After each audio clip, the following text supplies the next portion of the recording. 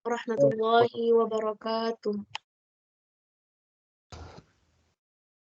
Baik, alhamdulillah pada pagi hari ini kita masih diberikan kesehatan sehingga pada pagi hari ini dapat mengikuti perkuliahan Ulumul Quran. Baik, di sesi kali ini kita akan melanjutkan pembahasan.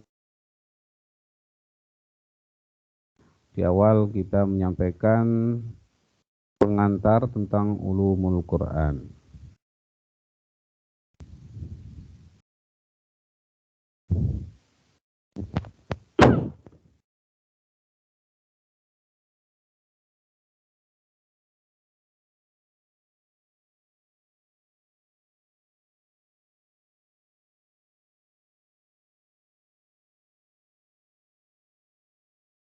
Ya, sebelumnya mari kita awali pertemuan pagi hari ini dengan baca Al-Basmalah.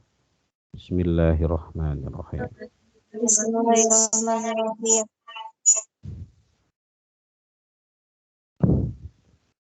Baik, apakah sudah bisa dilihat tampilan slide saya? Sudah, Pak. Bisa, Pak. Oke.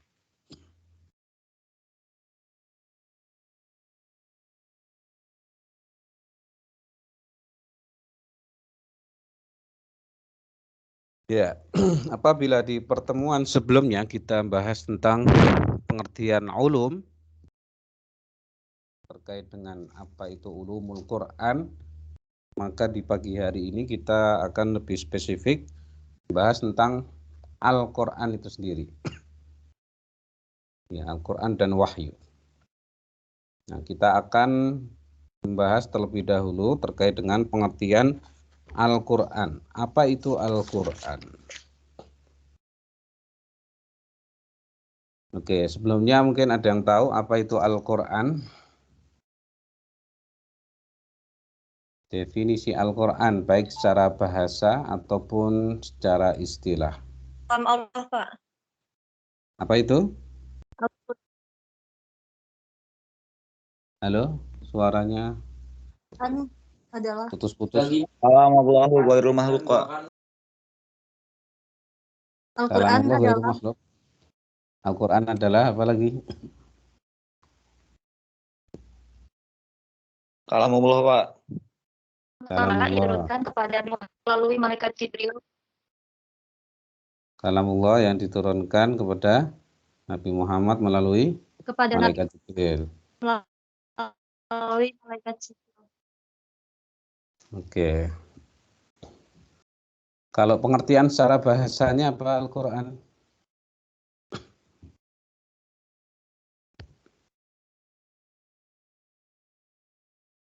Saya ingin menjawab, Pak. Qara'a Oke, yaqra'u. silahkan. Qara'a yaqra'u. Artinya apa?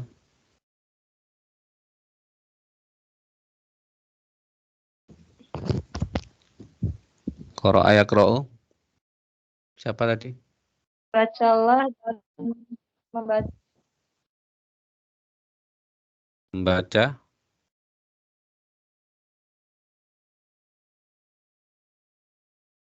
Halo. Kok putus-putus ya suaranya? Apakah suara saya bisa terdengar dengan baik?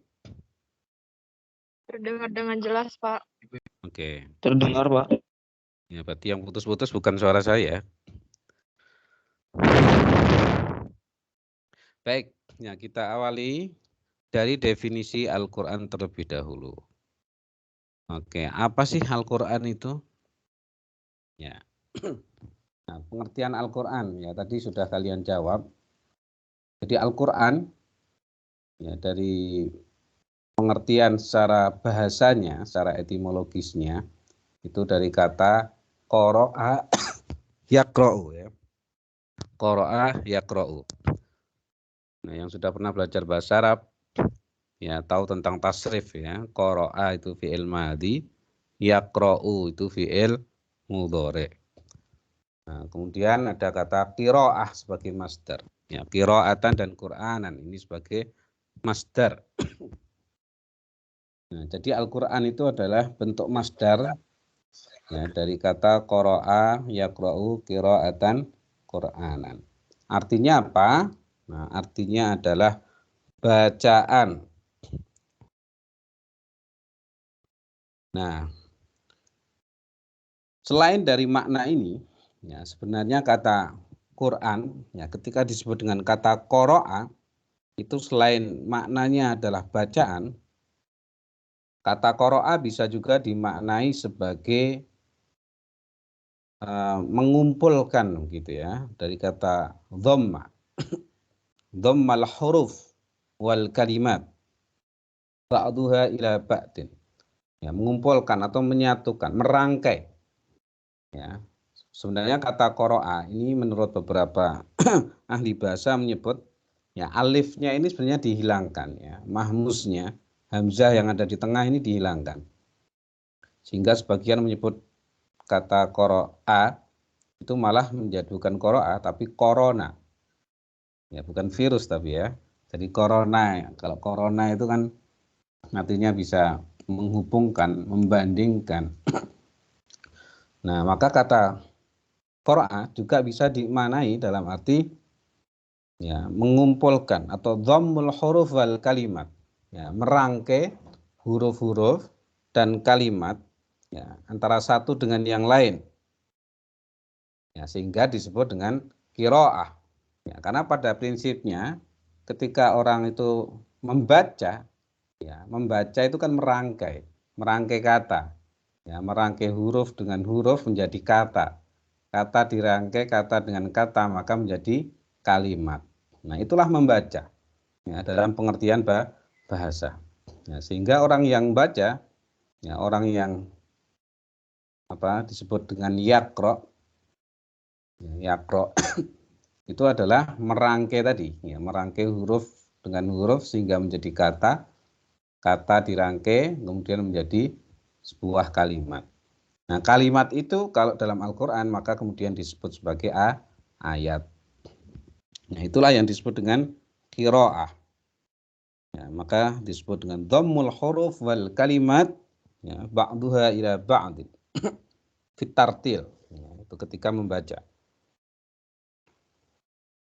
Ya, maka ya bisa dikatakan baca itu menggabungkan tadi ya, menggabungkan, menyatukan, merangkai huruf satu dengan yang lain, kata demi kata.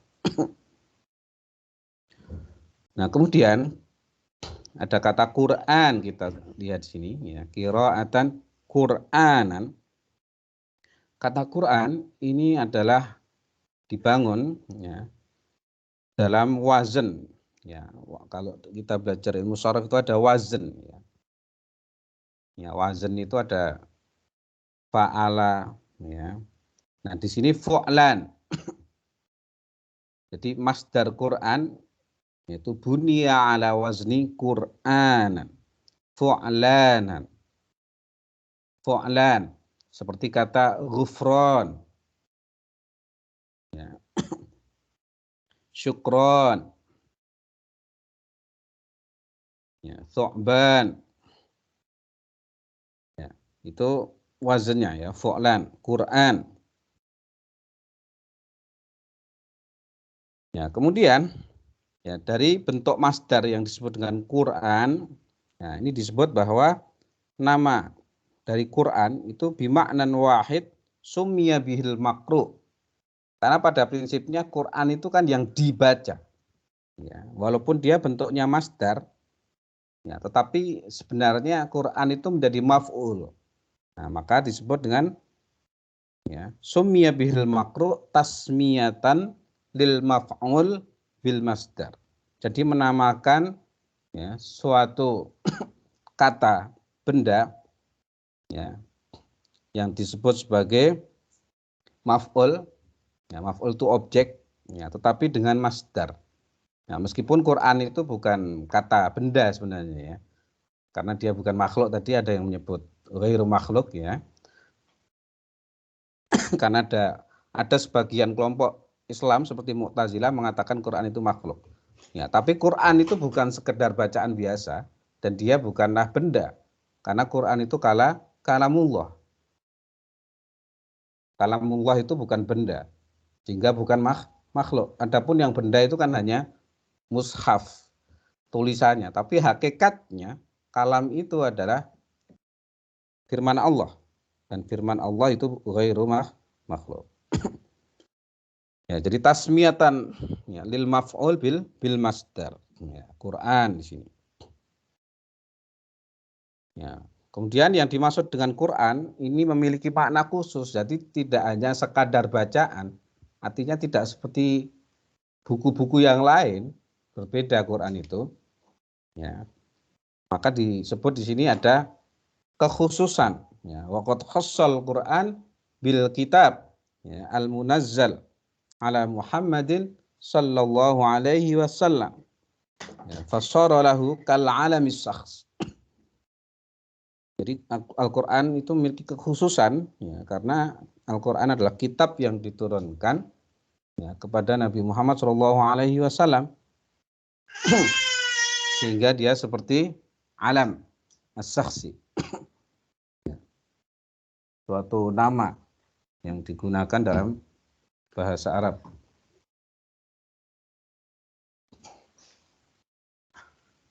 Ya, itu sekilas ya. Tapi belum cukup sampai di sini ya, karena ulama berbeda pendapat tentang asal muasal kata Quran.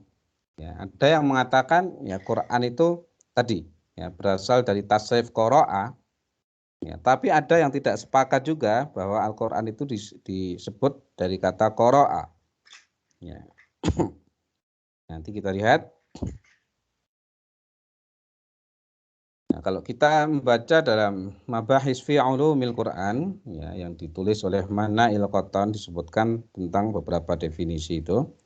Wa yutlaqu bil ishtirakil lafzi ala majmu'il Quran wa ala kulli ayatin min ayah. Fa idza sami'ta man yatlu ayatan minal Quran sahha an taqul innahu yaqra'ul Quran. Sehingga juga ya terkait dengan makna bahwa Quran itu bacaan, itu adalah bacaan dalam arti antara satu rangkaiannya dengan yang lain itu saling menyatu. Kita bisa mengatakan ya, bahwa orang yang hanya membaca satu ayat Al-Quran itu sudah membaca Al-Quran. Ya. Dalam arti tidak harus seluruh isi dari Al-Quran dibaca baru disebut baca Al-Quran.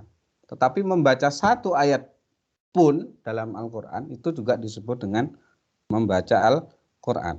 Nah, maka disebut dengan yutlaqu bil ishtirakil lafzi ala majmu'il Quran.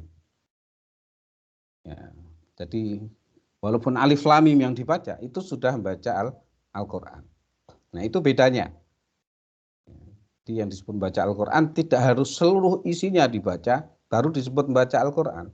Ya, tetapi membaca satu ayat pun ya, itu sudah disebut membaca Al-Quran.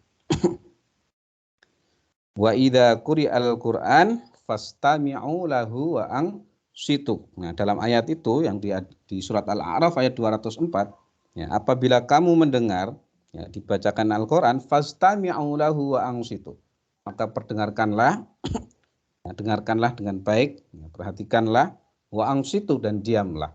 Nah, yang dimaksud dengan wa idza quri'al Qur'an di situ adalah apabila dibacakan ya, walaupun hanya satu ayat Al-Qur'an ya, dengarkan. Nah, itu berarti sudah memiliki makna bahwa membaca Al-Qur'an ya, tidak harus mencakup seluruh isi dari Al-Qur'an.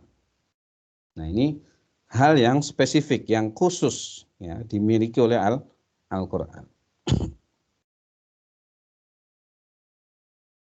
Ya, kemudian beberapa ulama juga mengatakan ya wa dzukira ba'dul ulama anna tasmiyata hadzal kitab Qur'anan min baini kitabillahi ta'ala liqaunihi jami'an ya li thamrati kutubih. Ya. Kenapa juga Al-Qur'an itu di sini oleh para ulama disebut sebagai Qur'an ya di antara kitab-kitab Allah?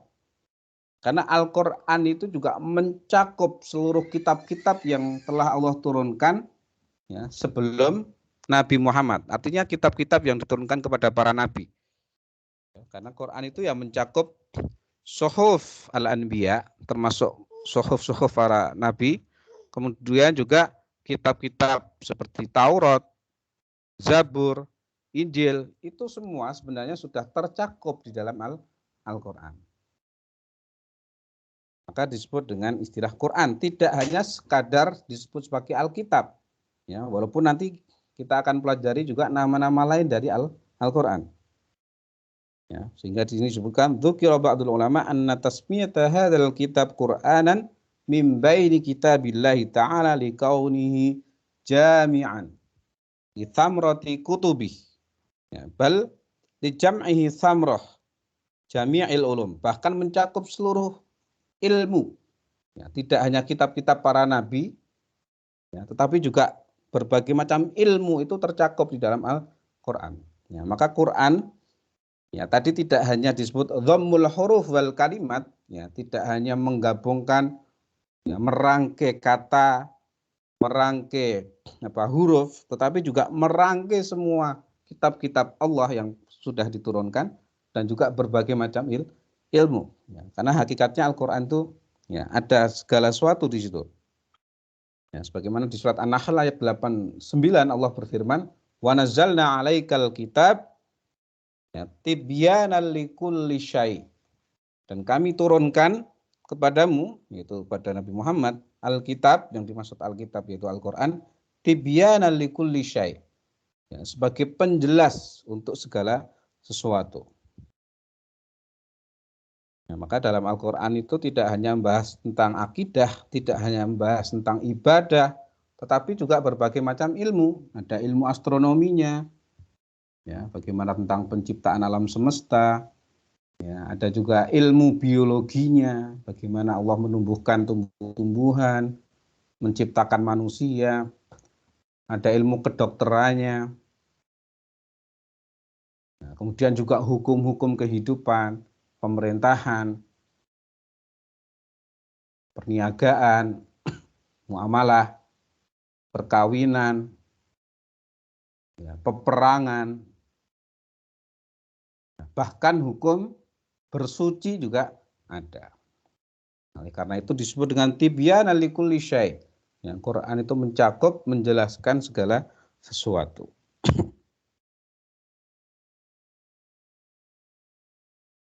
Nah, kemudian ya terlepas dari tasrif ini, ya, dan memiliki pendapat bahwa Al-Quran itu tidaklah berasal dari tasrif ini, ya, tidak ada istiqaqnya. Ya, wa dhahabal ulama ila anna ya, lafdzul Quran ghairu mahmuzun, ghairu mahmuzul asl fil istiqaq. Jadi bukanlah sesuatu yang mustaq, ya. Jadi tidak diambil dari unsur kata qara'a, ya, laisa mustaqqan min qara'a, atau juga korona, ya, bukan kata qara'a, ataupun yang tidak menggunakan hamzah kemudian menjadi korona, yang dimaksud sebagai dhammah syai', ya, menggabungkan, menyatukan tadi, tetapi adalah memang ya, lafadznya begitu dari Allah disebut sebagai Quran. Quran itu sudah lafadz yang jadi, ya, bukan lafadz berasal dari tasrif.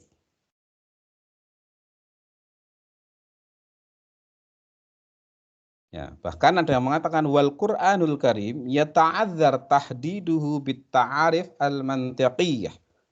Ya, dzat al-ajnas wal fusul wal khas. Ya, bahkan Al-Qur'an itu sebagian ulama mengatakan sulit untuk didefinisikan.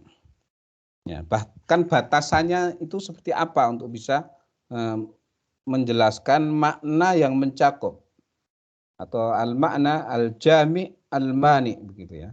Yang jami' itu yang mencakup, mengumpulkan segala sesuatu, al-mani ya, yang membatasi, artinya definisi yang komprehensif, mencakup. Ya. Namun demikian, ya, tetap para ulama berusaha mendefinisikan, ya, untuk memberikan kejelasan, ya, walaupun tentu tidak ada definisi yang kemudian bisa mencakup seluruh definisi, ya, karena nanti ada penjelasan antara satu dengan yang lain, yang satu dilengkapi oleh penjelasan yang lain. Jadi laisa mustaqqan min qara'a, ya, bukan lafadz yang asal usulnya dari kata qara'a, tetapi memang ya lafadznya asalnya demikian disebut sebagai Quran. Nah, alasannya apa? Ada yang mengatakan kalau Al-Quran itu kemudian dimaknai sebagaimana makna yang tasrif tadi sebagai bacaan, maka kurang tepat. Ya, ada sebagian yang mengatakan begitu. Kenapa? Karena Al-Quran ya, tidak hanya sebatas bacaan saja, ya, dan kitab-kitab Allah sebelum Al-Quran pun juga disebut sebagai bacaan. Ya. Sehingga ya, lafadz Al-Quran kurang tepat apabila disandarkan hanya dari kata qara'a. Sehingga beberapa ulama memilih untuk tidak membuat tasrif, ya, tetapi menyatakan itu ya, tidak ada asal usul tasrifnya. Atau lafadz yang mushtaq.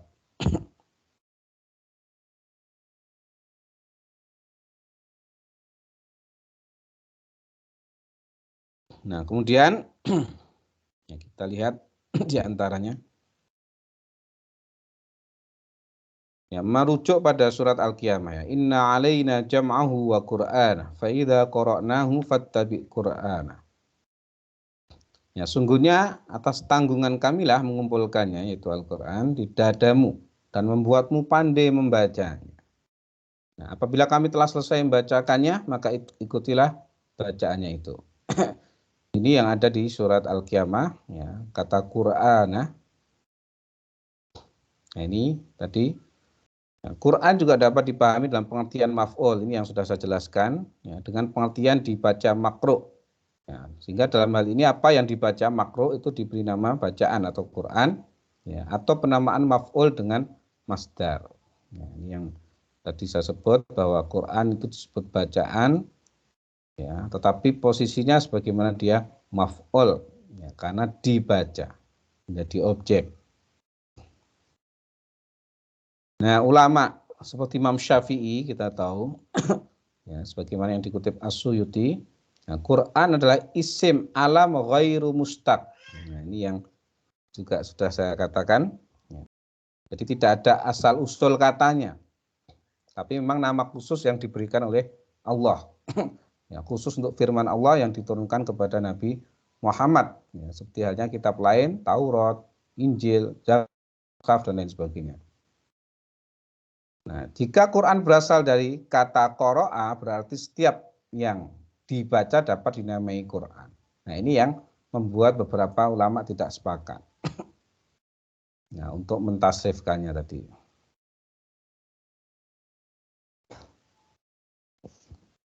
Nah, ini dalam pendapatnya Al-Hafidz Jalaluddin Abdurrahman As-Suyuti, ya, dalam kitabnya Itqan fi Ulumil Quran. Ya, namun ada yang ya, berusaha mendefinisikan Al-Quran seperti yang kita lihat di sini, yaitu kalamullah, ya, secara istilah, kalamullah ya, al-munazzal ala Muhammadin sallallahu alaihi wasallam, al-manqul bitawatur, al-muta'abbid bitilawati. Ya, jadi didefinisikan sebagai kalamullah. Kenapa Al-Quran kemudian didefinisikan sebagai kalamullah? Firman Allah. Ya, karena Al-Quran ini disebut kalamullah ya, untuk membedakannya dengan kalam-kalam yang lain. Ya, maka dinisbatkan kepada kalamullah. Ya, karena Al-Quran pada intinya bukan kalamu Muhammad, bukan kalamu Jibril, ataupun kalam-kalam yang lain, tetapi memang kalamullah. Maka diawali dengan kalamullah. Firman Allah. Bukan firman Jibril, bukan firman jin, bukan firman manusia, bukan firman Muhammad, bukan.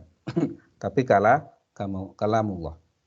Ya, karena sampai hari ini orientalis atau pandangan orang-orang Nasrani, orang-orang Yahudi masih menyebut bahwa Al-Quran itu adalah karangan Muhammad, ya, bukan kalamullah. Nah, jadi kata kalam ini untuk apa? Memproteksi istilahnya, membatasi Quran itu dari kalam-kalam yang lain. Kemudian al-munazzal ala Muhammad, yang diturunkan kepada Muhammad Shallallahu Alaihi Wasallam, yaitu Nabi Muhammad. Artinya tidak diturunkan kepada nabi-nabi sebelumnya atau nabi-nabi yang lain. Jadi dibatasi bahwa ini hanyalah kalam Allah yang diturunkan kepada Nabi Muhammad, ya, tidak kepada nabi-nabi yang lain. Ya, hanya kepada Muhammad Shallallahu Alaihi Wasallam. Ya, sehingga ini membedakan antara Al-Quran dengan kalam-kalam Allah yang diturunkan kepada Nabi sebelum Muhammad. Yaitu seperti tadi, ya, ada Suhuf, ada Taurat, ada Zabur, ada Injil. Ya, karena Taurat, Injil juga kalamullah, ya, tetapi diturunkannya kepada, ya, kalau Taurat kepada Musa, Zabur kepada Daud, kemudian Injil kepada Nabi Isa.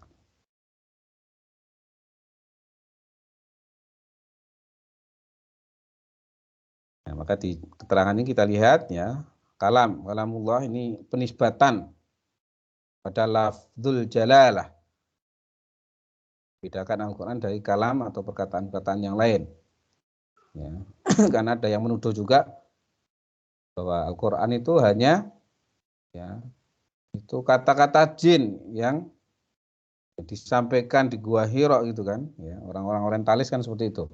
Menuduh Muhammad itu, ya, mendapatkan wangsit gitu ya dari jin. Ya, bahkan tidak, ya, artinya, ya, itu betul-betul kalam Allah, bukan kalam malaikat, bukan jin, bukan manusia. Ya, sebagaimana di surat An-Najm, wa ma yantiqu 'anil hawa in huwa illa wahyu yuha. Ya, jadi Muhammad itu tidak berkata-kata dari dirinya sendiri. In huwa illa wahyu yuha. Tapi itu adalah perkataan atau wahyu yang diturunkan Allah. Karena malaikat Jibril hanya sebagai perantara yang mengantarkan firman itu kepada Nabi Muhammad. Dan juga bukan manusia, artinya bukan pula ini kata-kata Muhammad sendiri. Bahkan Nabi Muhammad saja diancam oleh Allah kalau sampai mengatakan apa, ya, bahkan menambahkan apa yang ada dalam Al-Quran itu akan dipotong urat nadinya.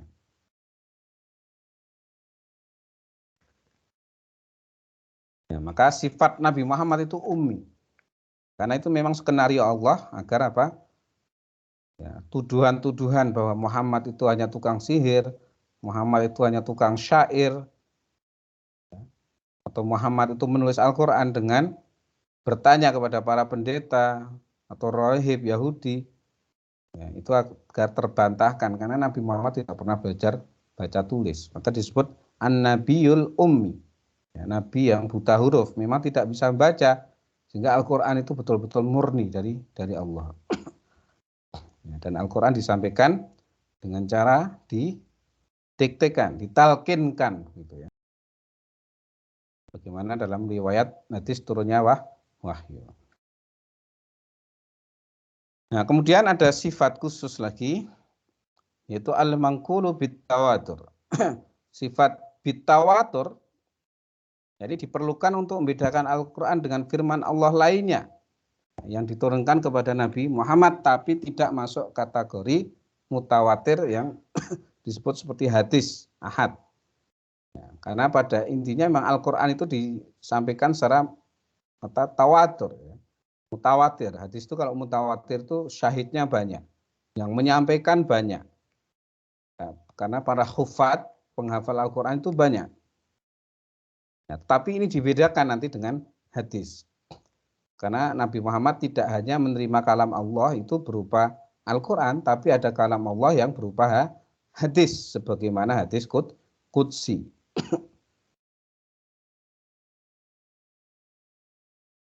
Ya, maka disebut secara khusus bahwa Al-Quran itu pasti mutawatir. Inna nahnu nazzalna dzikra wa inna lahu lahafidhun. Ya, punya kami yang menurunkan Al-Quran dan kami yang menjaganya. Yang menjaganya apa? Ya, karena Allah menghendaki Al-Quran itu mudah dan banyak orang yang menghafalnya. Ya, sampai hari ini kita melihat banyak para penghafal Al-Quran, bahkan anak-anak kecil pun yang belum bisa membaca Al-Quran, mereka bisa hafal ya, dengan cara ditasmi'kan, ya, ditalkinkan oleh gurunya, oleh ustadznya atau orang tuanya. Ya. Kita saksikan kalau pas Ramadan di televisi banyak anak-anak kecil yang bisa menghafal Al-Quran, bahkan menghafalnya mundur mungkin ya, dibolak-balik, ya, ditebakin ayat sebelum ini 4 ayat sebelumnya apa tahu, letaknya, halamannya. Ya. Nah, yang tidak hafal-hafal itu hanya karena malas gitu ya, mau berusaha. Nah, kemudian istilah mutawatir ini juga untuk membedakan dengan kategori yang ahad. Kalau hadis itu kan ada hadis ahad yang rawinya itu di setiap tobakot itu sedikit, maksimal hanya 1 sampai 10, tidak lebih. Ya, kalau mutawatir lebih, ya, banyak syahidnya, banyak yang menyampaikan, banyak juga syahidnya. Itu kalau mutawatir. Ya, karena juga ada hadis yang mutawatir. Nah, nanti ini akan diperincikan lebih lanjut ketika kita membedakan ya, kategori, ya, ciri-ciri dari hadis qudsi dengan Al-Quran, itu bedanya apa.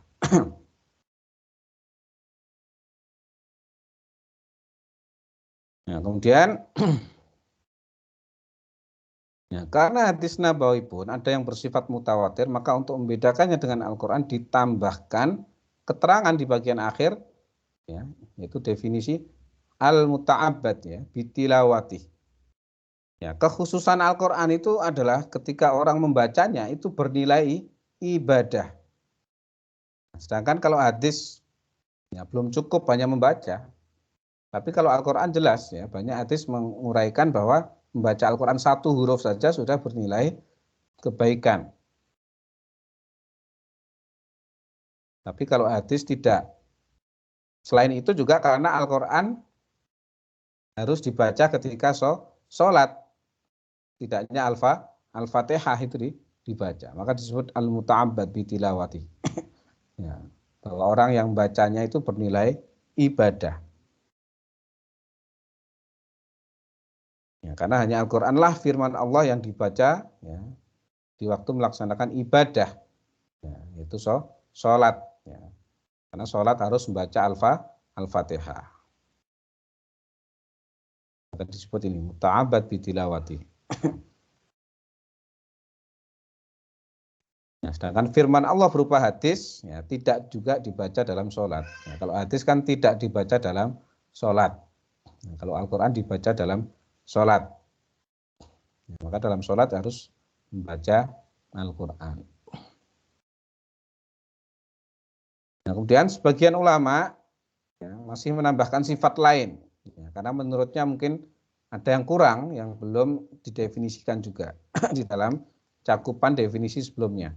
Nah, misalnya Muhammad Ali As-Sobuni, ya, di sini menambahkan, ya, sifat al-mu'jiz, bahwa Al-Quran itu selain tadi sebagai kalamullah al-munazzal ala Muhammad SAW al-manqulu bitawatur, ya, tapi juga ada sifat mu'jiznya, mukjizat, memiliki nilai kemukjizatan. Mukjizat itu adalah at-tahaddi, sesuatu yang bisa menantang orang-orang yang meragukannya, ya, untuk, ya, melemahkan pandangan mereka atau klaim mereka, sehingga banyak ayat yang mengajak, ya, agar mereka bisa mendatangkan semisal dari Al-Quran. Ya. Apakah mereka mampu untuk bisa mendatangkan Al-Quran yang semisal? Ya, bahkan jangan Al-Quran, 1 ayat pun. Tapi tidak ada yang bisa. Mungkin kita bisa buka di apa namanya, di Al-Quran langsung. Biar kalian tahu ayatnya, kita bukakan.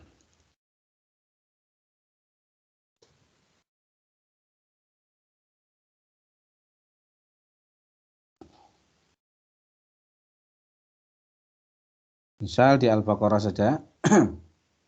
Ya, di sini Al-Quran menantang, ya, orang-orang yang meragukan Al-Quran itu untuk mendatangkan yang semisal. Bisa dilihat ya Al-Qur'an yang di sini. Wa in kuntum fi raibim mimma nazzalna ala 'abdina fa'tu bi suratin min mithli wad'u syuhada'akum min dunillah in kuntum shadiqin. Di ayat yang ke-23. Dan jika kamu tetap dalam keraguan ya, tentang Al-Quran yang kami wahyukan kepada hamba kami yaitu Muhammad, buatlah satu surat saja. Di ayat lain nanti bukan hanya satu surat, satu ayat pun ya, kalau bisa. Buatlah satu surat saja yang semisal Al-Quran itu. Dan ajaklah penolong-penolongmu selain Allah jika kamu orang-orang yang benar. Nah, ini disebut dengan tahadiyat. Ya, termasuk juga mukjizat. Bahwa tidak ada yang bisa menandingi orang membuat semisal Al-Quran. Ya, bahkan orang Arab yang ahli syair pun tidak mampu membuat semisal Al-Quran. Ya.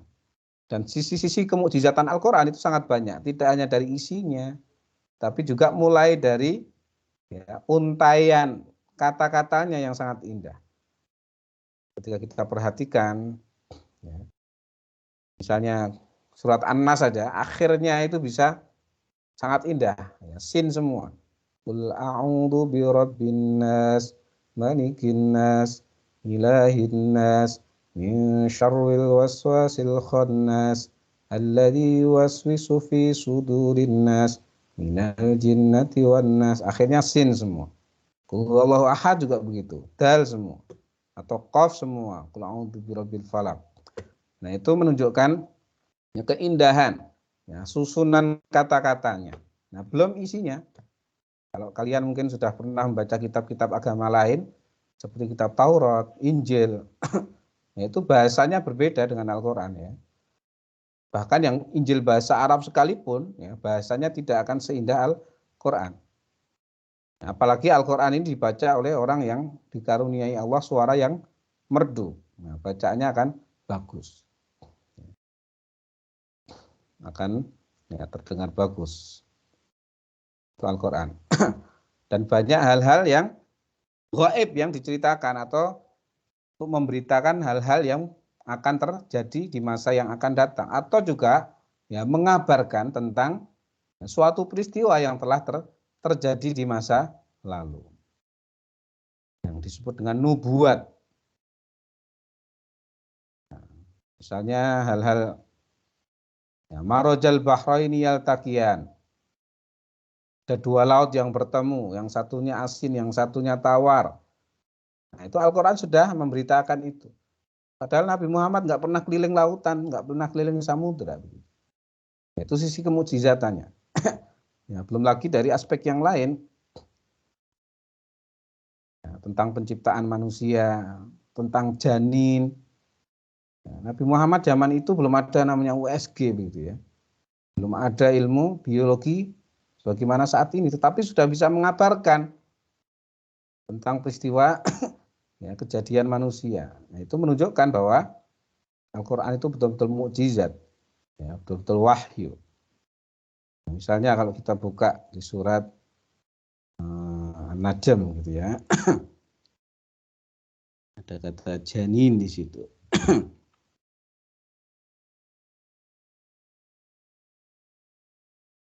Antum ajinnatun fi butuni ummahatikum, ya.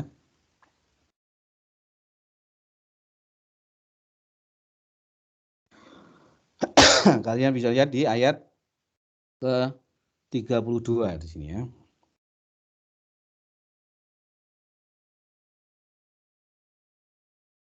Ayat yang ke-32. Nah, yaitu orang-orang yang menjauhi dosa-dosa besar dan perbuatan keji yang selain dari kesalahan-kesalahan kecil. Sungguhnya Tuhanmu Maha luas ampunannya dan Dia lebih mengetahui tentang keadaanmu ketika Dia menjadikan kamu dari tanah dan ketika kamu masih janin dalam perut ibumu. Ya, janganlah kamu mengatakan dirimu suci. Ya, fala tuzakku anfusakum. Ya, jadi janin itu sudah ada ya, di sini ya. Alladzina yajtanibuna kaba'iral itsmi wal fawahisha illal lamam inna rabbaka wasi'ul maghfirah wa a'lamu bikum idh ansha'akum minal ardh wa idh antum ajinnatun fi butuni ummahatikum. Nah, kata ajinnah ya, hingga diambil menjadi kata janin, ya, itu sudah ada dalam perut, ya, itu sudah diberitakan oleh Al-Quran. Atau berita lain misalnya, ya, bagaimana Fir'aun, ya, jasadnya diangkat dari lautan, ya, diberitakan oleh Allah, ya, ketika Al-Quran diturunkan. Ya, dan terbukti Fir'aun akhirnya ditemukan jasadnya, ya, di Museum Tahrir yang ada di Mesir itu ya, Tahrir Square itu, atau Museum Merah.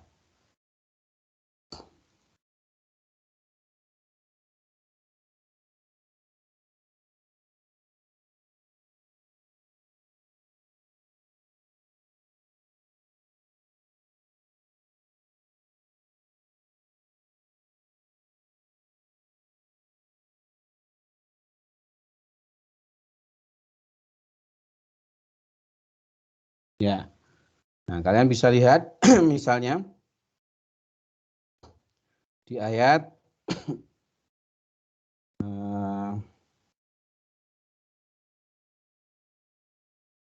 ya, ayat 92 ya, ayat 92 dari surat Yunus yang saya buka ini.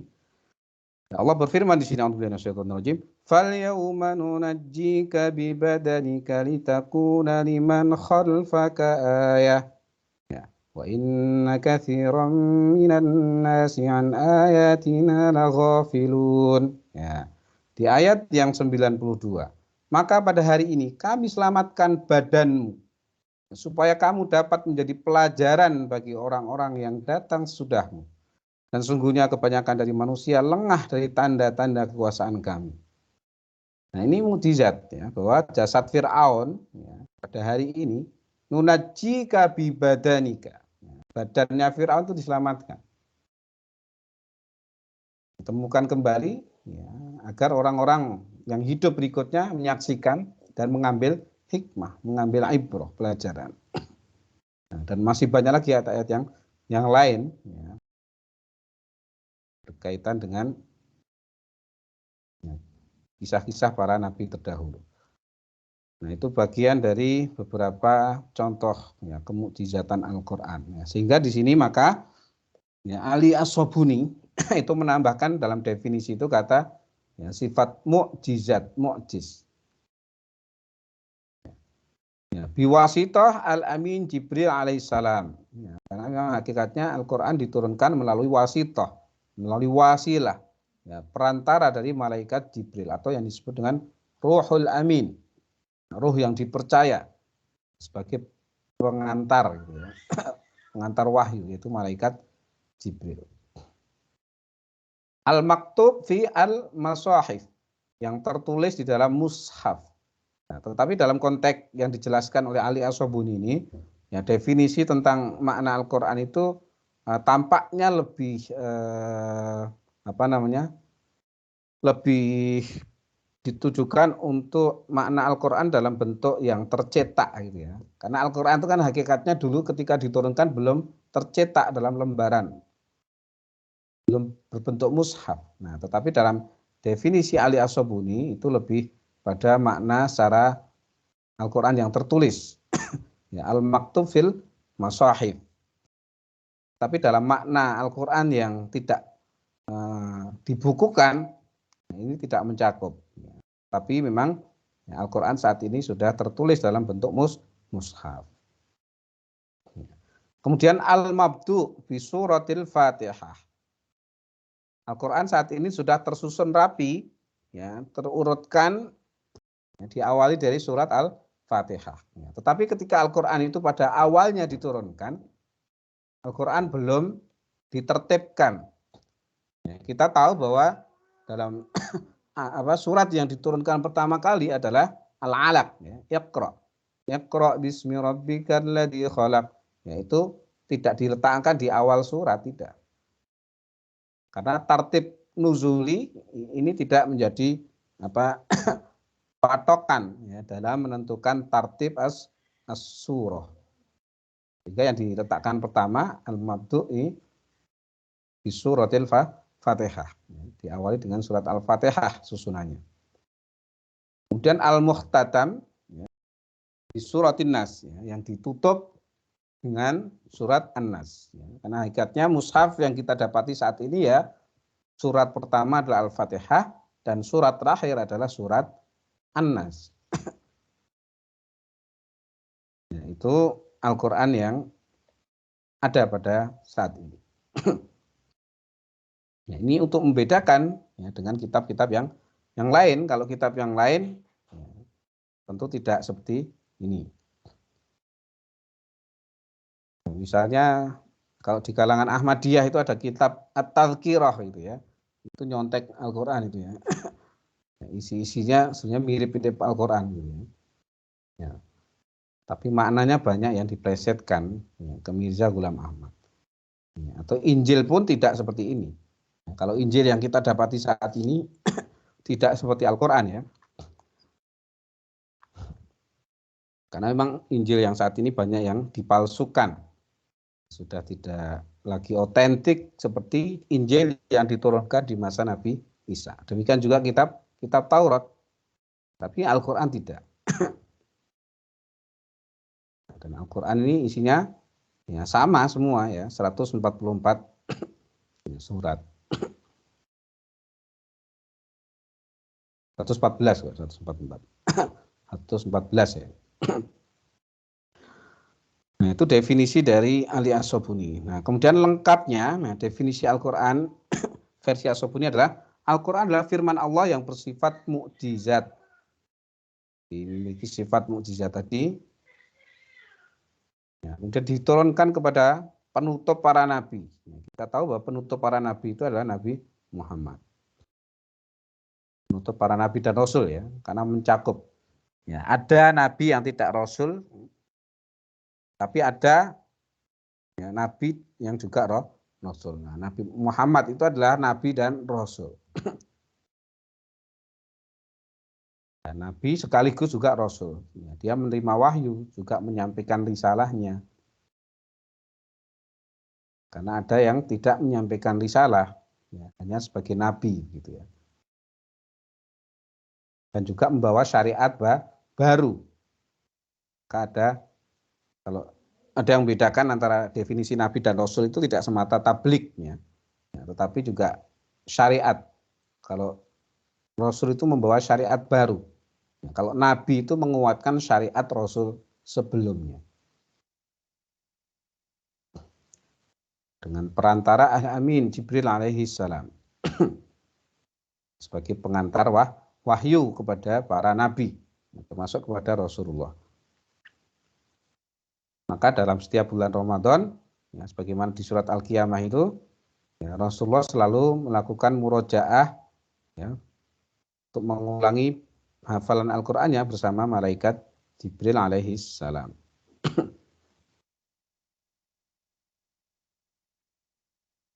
Inna alaina jam'ahu wa qur'ana. Fa idza qara'nahu fattabi' qur'ana. Nah, disitulah Jibril bersama dengan Rasul Shallallahu alaihi wasallam untuk ya, murojaah gitu ya. Mengulang hafalannya agar tidak lupa. Maka di bulan Ramadan yang sebentar lagi insyaallah kita akan temui. Nah, kita diperintahkan memperbanyak ya, membaca Al-Qur'an bagi penghafal para hufad ya, untuk murojaahnya ya, karena Rasul Shallallahu alaihi wasallam juga ya, murojaah gitu ya. Nah, kemudian ditulis di mushaf. Nah, ditulis di mushaf ini adalah ketika Al-Qur'an kemudian ya, mulai dibukukan. Nah, ditulis para sahabat khususnya di masa Utsman bin Affan ya, dalam bentuk mushaf yang bisa kita jumpai sampai hari ini. Ya, diriwayatkan kepada kita dengan mutawatir tadi. Ya, mutawatir artinya banyak syahidnya, banyak yang menyampaikannya, banyak penghafalnya. Ya, Al-Quran itu banyak yang menghafalkannya. Tapi kalau hadis ya tidak banyak. Ya, tidak banyak penghafal hadis. Tapi kalau penghafal Al-Quran banyak. sehingga mutawatir. Nah, dan bernilai ibadah dalam membacanya. Karena dalam setiap sholat kita harus membaca Al-Quran, walaupun cuma Al-Fatihah. Nah, dimulai dengan surat Al-Fatihah dan ditutup dengan surat An-Nas. Ya. Hari ini tidak ada lagi Al-Quran yang tidak dimulai kecuali hanya dengan surat Al-Fatihah. Ya, dan diakhiri pasti dengan surat An-Nas. Ya, bahkan Qur'annya Syiah sekalipun, ya, yang secara aliran itu berbeda dengan Ahlu Sunnah, Al-Qur'annya pada prinsipnya sama, ya, karena dalam musabaqah tilawatul Qur'an al-alamiyah itu sama yang dibaca, ya. Walaupun ada beberapa klaim yang mengatakan berbeda, tapi pada prinsipnya sama.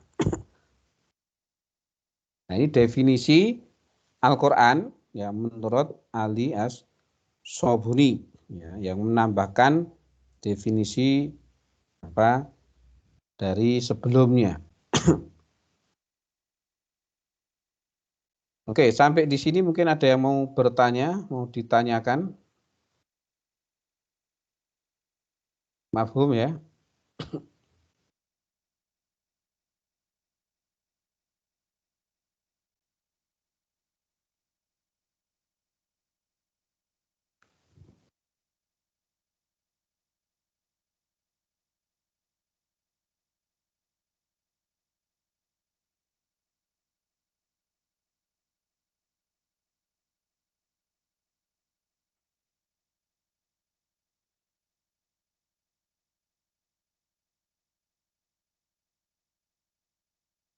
Yang mau bertanya silakan ditanyakan. Kalau ada yang belum paham terkait definisi atau tarif Al-Quran.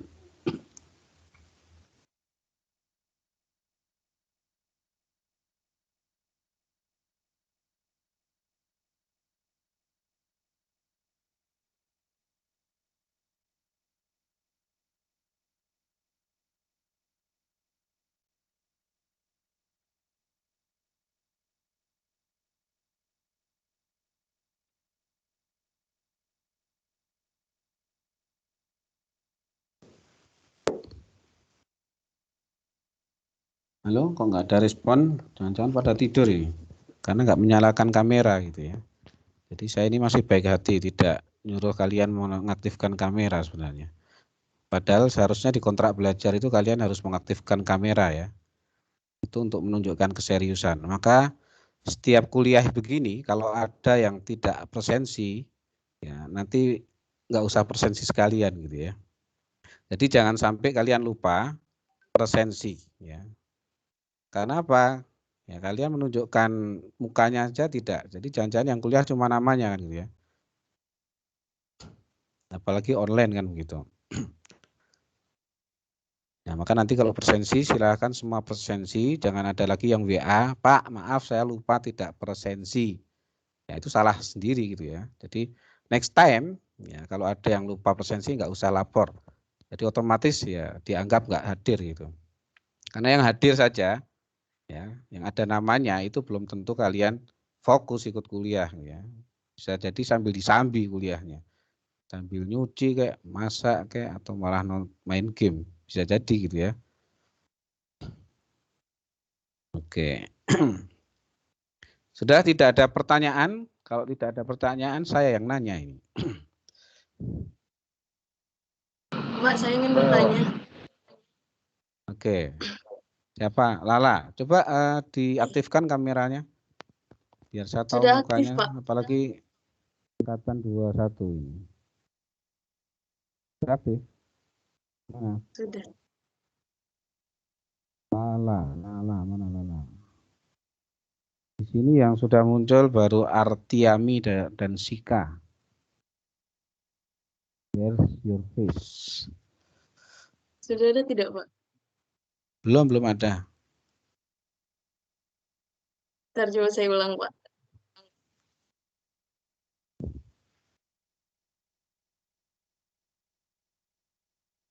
Ada nggak, Pak? Belum. Ini kalian Yang di Jogja berapa orang? Jogja.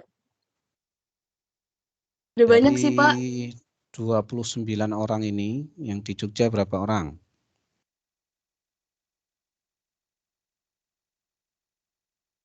Ada yang kuliah bahasa Arab. Ada yang kuliah bahasa Arabnya dengan saya? Iya. Yang kuliah bahasa Arabnya dengan saya ada di hari Kamis? Ada, Pak. Ada.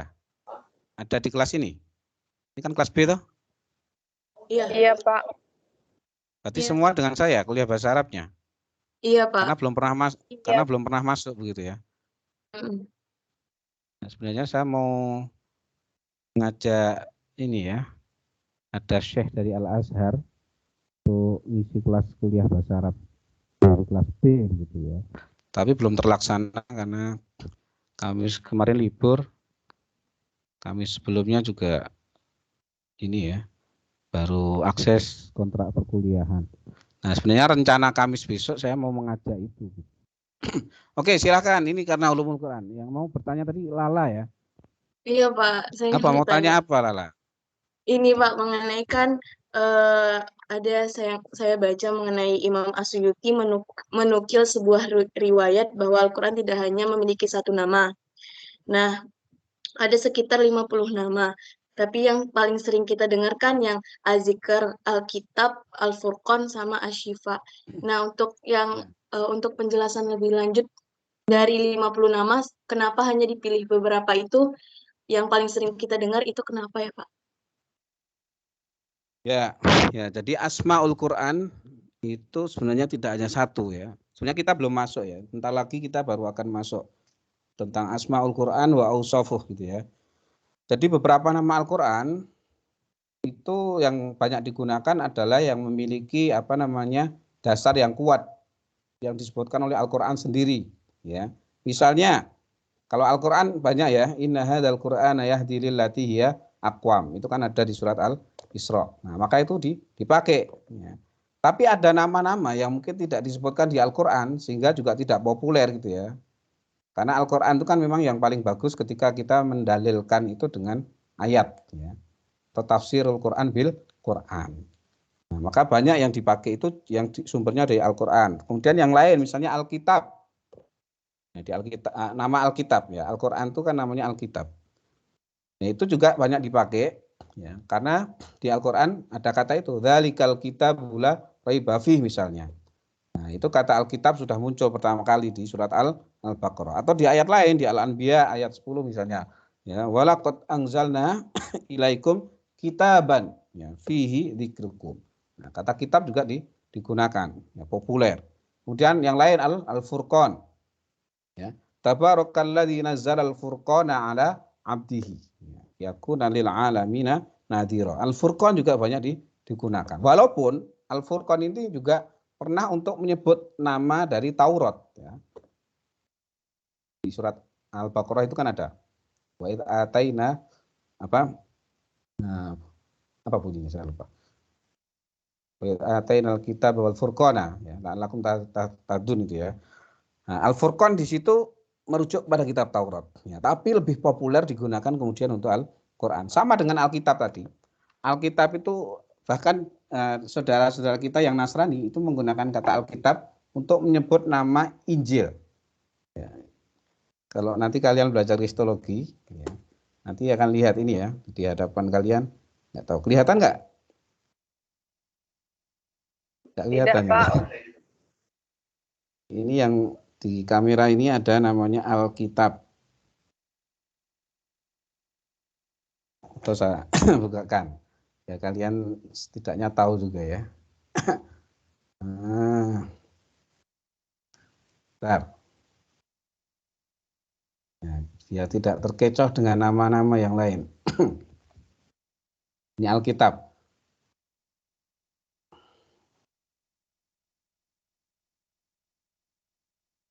Nah, kalau tadi Ulumul Quran, nah ini Injil ya. Ini Alkitab ya namanya ya. Ya, ini saudara kita yang di Nasrani juga pakai Alkitab ini. Nah, ini untuk menamai nama kitab Taurat dan Injil yang mereka gunakan. Ya, kelihatan ya di aplikasi ini ya, Alkitab elektronik. Nah, ini kitabnya dalam bentuk cetak juga namanya Alkitab. Ya, lebih umum. Tapi sebenarnya nama Alkitab itu ya Al-Quran. Kenapa Al-Quran juga disebut Alkitab? Ya, karena Al-Quran itu terdiri dari apa? Tulisan dan kata-kata, maka disebut Alkitab. Dari kata-kata tadi, kalau Al-Quran kan ada yang menyebut dari kata qoro'a yaqra'u, jadi qiraatan. Ya, kitab juga dari kata bayak tubuh, karena Al-Quran tuh ya sesuatu yang tertulis gitu ya. Maktub. Oke, kembali ke ya. Itu tadi Injil ya. Jadi walaupun kita baca ulumul Quran juga harus tahu kitab-kitab yang lain. Tadi Alkitab, Al-Furqan. Kemudian nama yang lain ada Az-Dzikr. Az-Dzikr. Az-Dzikr diambil dari apa? Inna nahnu nazzalna dzikra wa inna lahu lahafidun. Ya, Az-Dzikra. Itu yang disebutkan di surat Al-Hijr. Al-Hijr ayat 9. Inna nahnu nazzalna dzikra wa inna lahu lahafidun. Az-Dzikr juga tadi populer. Kenapa? Karena ada di Al-Quran Az-Dzikr. Kemudian nama yang lain ada At-Tangzil. Wa innahu latangzilu rabbil alamin. Sesungguhnya Al-Quran itu adalah yang diturunkan. Ya, kalau Az-Dzikr itu kan artinya sesuatu yang menjadi apa? Peringatan, mengingatkan. Kalau Az-Dzikr itu juga bisa memberikan suatu pelajaran. Sekaligus kalau Al-Quran tadi sebagai Az-Dzikr karena mudah diingat. Kemudian At-Tangzil karena Al-Quran diturunkan. Nah, itu yang populer. Ya. Nah, selainnya itu juga ada istilah yang lain walaupun ya, mungkin tidak begitu populer. Ada juga kata An-Nur. Kalau An-Nur sih sebenarnya disebutkan di Al-Quran ya. Ya ayuhan nas, ya qad ja'akum burhanum mir rabbikum, ya. Wa anzalna ilaikum nuram mubina. Ya, kata nuron, nah itu yang dimaksud di surat An-Nisa ayat 174 itu juga Al-Quran. Ya, wa anzalna ilaikum nuram mubina. Ya, dan kami turunkan kepadamu nuram mubina. Nur itu kan cahaya. Ya, yang dimaksud dengan nuram mubina di ayat 174 dari surat An-Nisa itu adalah Al-Quran. Kemudian juga huda. Ya, Al-Quran itu juga nama lainnya Al-Huda. Ya, ya ayuhan nas qad ja'akum mau'izatum mir rabbikum wa shifaa'ul lima fis sudur wa huda wa rahmatul lil mukminin. Nah, di ayat dari surat Yunus ayat 57 ya, di situ disebutkan dengan rangkaian beberapa nama. Pertama huda. Al-Qur'an itu namanya huda. Huda itu artinya apa? Petunjuk. Hidayah. Petunjuk atau hidayah. Kemudian syifa. Syifa'ul lima fis sudur. Karena Al-Qur'an itu sebagai obat. Obat apa? Ya, apa yang ada di dalam dada. Ya, ngobati penyakit hati, penyakit jiwa, dengki, atau mungkin apa? Ya, penyakit jiwa itu orang yang mungkin tidak punya peri kemanusiaan. Ya, dia tidak menyayangi sesamanya. Karena Islam itu kan mengajarkan kita untuk saling mengasihi satu sama lain. La yu'minu ahadukum hatta yuhibba li akhihi ma yuhibbu li nafsihi. Ya. Atau kaitannya dengan akhlak, ya, muamalah. Termasuk tadi ya penyakit dengki, iri, sombong.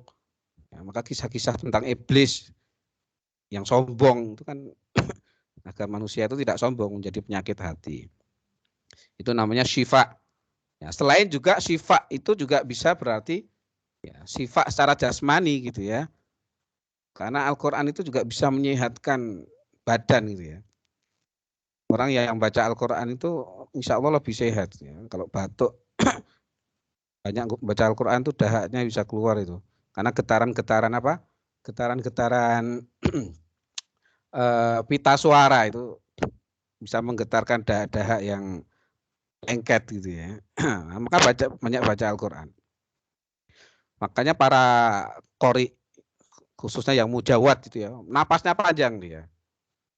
Berarti kuat. Sehat paru-parunya kan gitu ya kalau baca Al-Quran.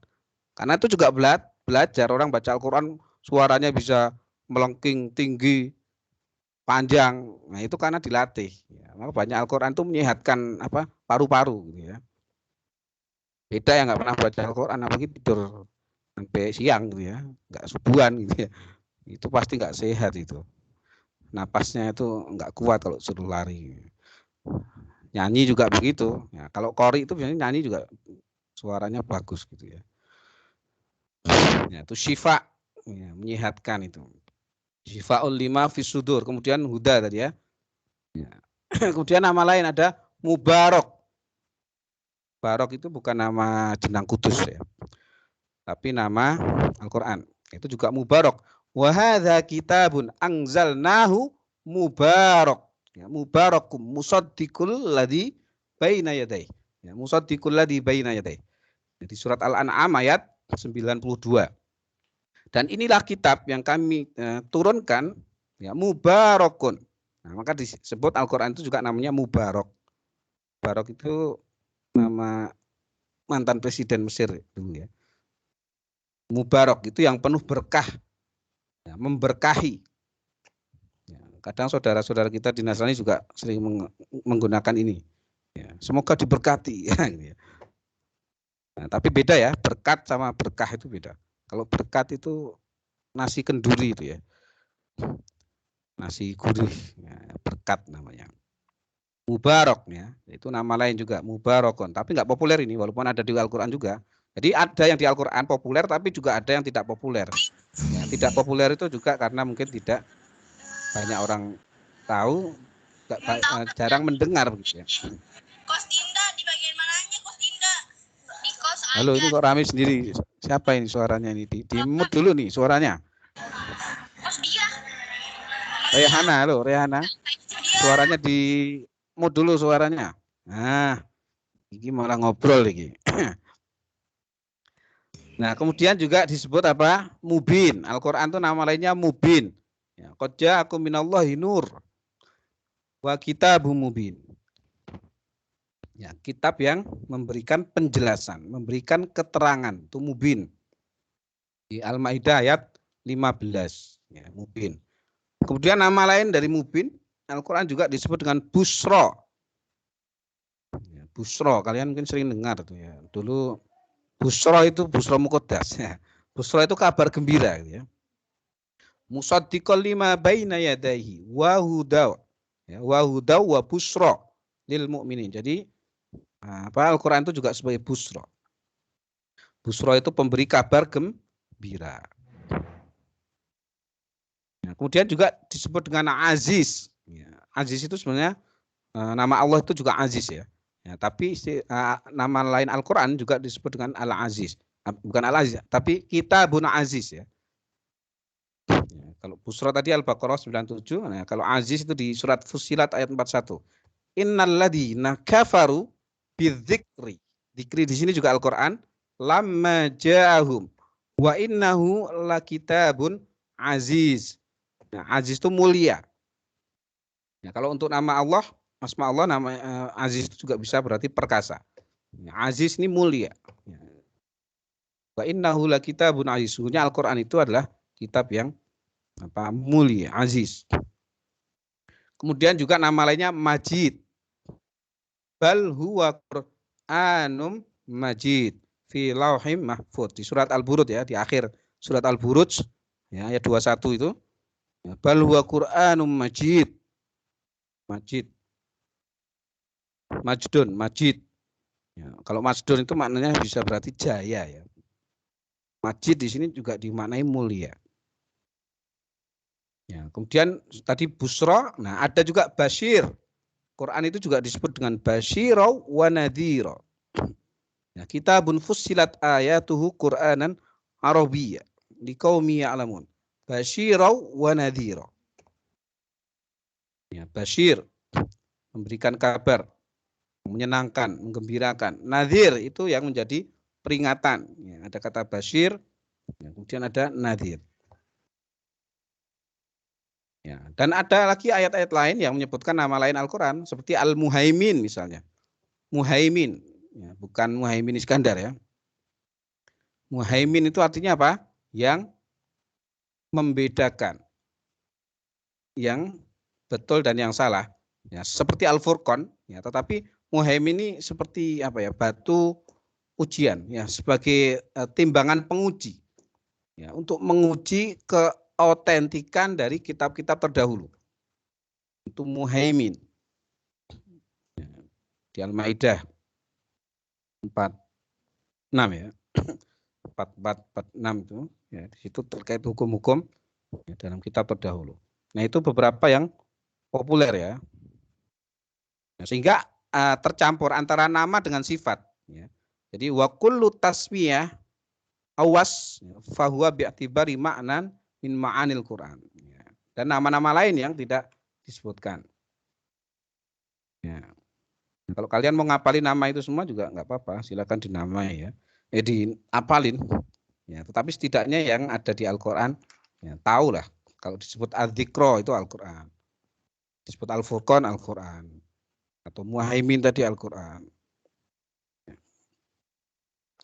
Ya, tapi kalau disebutkan lebih dari itu, seperti Suyuti tadi, ya, itu memang pendapat beberapa ulama. Ya, namanya juga pendapat. Ya, pendapat itu ya boleh jadi ada yang benar, boleh jadi ada yang salah. Tetapi yang jelas kalau memang ada validasinya dari dalil ayat yang ada, ya insya Allah benar begitu ya.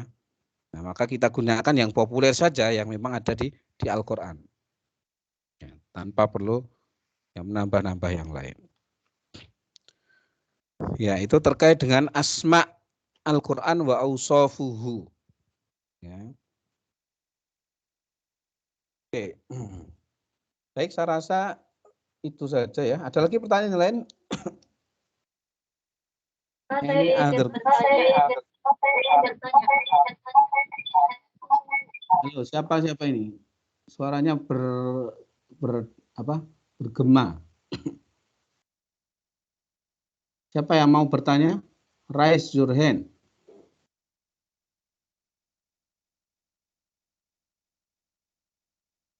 Halo. Halo, siapa? Oh, Sika. Ya, oke, silakan. Nah, jadi Al-Quran kan sebenarnya secara mutawatir atau berangsur-angsur sesuai zaman dan kejadian di masa itu. Pertanyaannya, kenapa Al-Quran bisa ditulis di dalam mushaf yang sesudah itu diawali dari surah Al-Fatihah sampai surah An-Nas? Penyusunannya. Ya, oke. Ya, jadi Al-Quran itu diturunkannya tidak berurutan sebagaimana urutan yang ada dalam mushaf saat ini ya. Jadi kita tahu mushaf, mushaf. Turunnya Al-Quran itu pertama diantaranya surat Al-Alaq, ya, sebagai wahyu pertama gitu ya. Dan Al-Mudaththir. Nah, tetapi kenapa kok urutannya kemudian menjadi Al-Fatihah, ya, Al-Baqarah, Ali Imran, An-Nisa, Al-Maidah, Al-An'am, Al-A'raf, ya, sampai nanti surat An-Nas. Nah, penulisan Al-Quran seperti itu sebenarnya sudah, ya, diajarkan oleh Rasul kepada para sekretarisnya, ya, seperti Zaid bin Sabit, Abdullah ibnu Mas'ud. Nah, itu yang menyusun seperti itu. Jadi memang ada perintah dari Rasulullah. Ya, Rasulullah yang merintahkan siapa? Jibril. Jadi Rasulullah mendapatkan perintah dari Jibril, ya, untuk menertibkan pengurutan ayatnya, ya, berdasarkan tadi, ya, Al-Fatihah. Nah, itu dilakukan oleh Zaid bin Sabit, ya, dan juga Abdullah ibnu Mas'ud, ya, itu yang melakukan pengurutannya. Jadi tidak tidak asal mengurutkan, ya, itu ada perintahnya begitu ya. Ya, jadi dari sekretarisnya begitu. Karena yang paling tahu terkait dengan penertiban suratnya, ayatnya, ya, itu adalah Zaid bin Sabit, ya, khususnya, ya, kemudian tadi Abdullah ibnu Mas'ud. Begitu. Itu saja. Ada lagi yang lain? Sudah?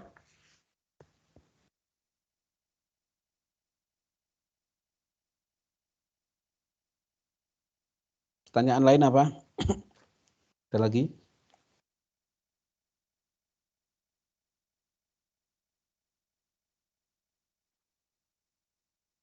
Any other question?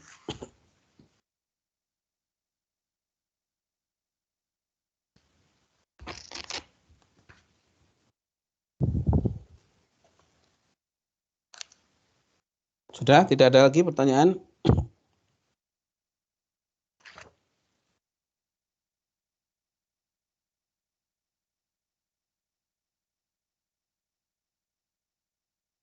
Halo? Mungkin yang ngantuk-ngantuk? Para pengantuk?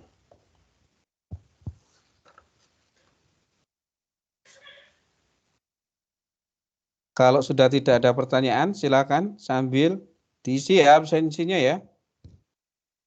Diisi presensinya di My Class, jangan lupa. Siap, Pak. Ya, silakan semua masuk ke My Class, diisi presensinya hari ini. Don't forget. If you forget, there is no reason to fail for next time.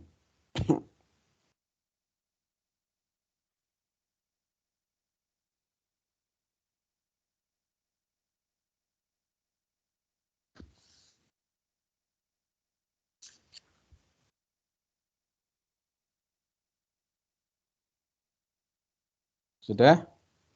Sudah diisi? Ya, kalau sudah, nanti di pertemuan berikutnya kita akan membahas terkait dengan perbedaan Al-Quran dengan hadis qudsi gitu ya. Perbedaan Al-Quran dengan hadis qudsi.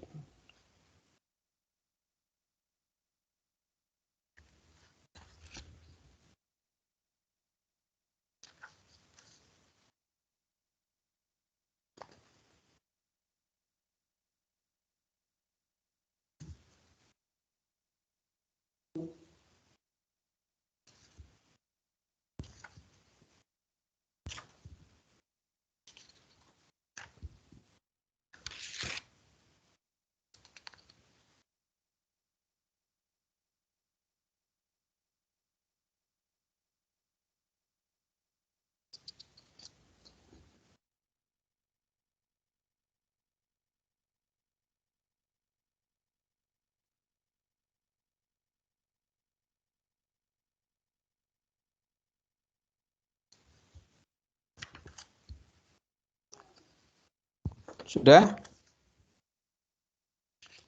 Baik, kalau sudah, hari ini saya rasa cukup sampai di sini saja. Jadi kita menyampaikan terkait dengan definisi Quran tadi ya. Itu saja untuk hari ini. Nanti kita lanjutkan di pertemuan yang akan datang.